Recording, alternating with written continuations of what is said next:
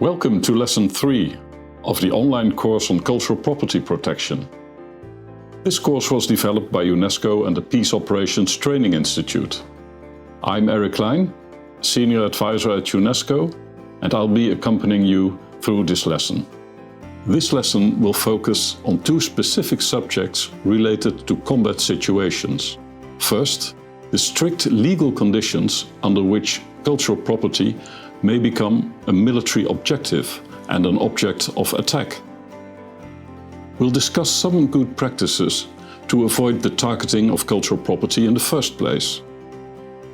Second, we'll be looking into the legal consequences of incidental damage to cultural property in the course of an attack, and into good practices on avoiding such damage. One of the most fundamental rules dictating respect for cultural property during hostilities is the following.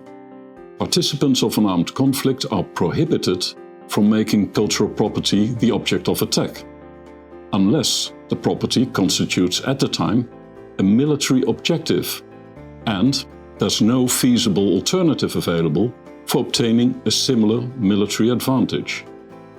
This third lesson will shed a light on the sometimes very complex context. It will explain concepts such as military objective.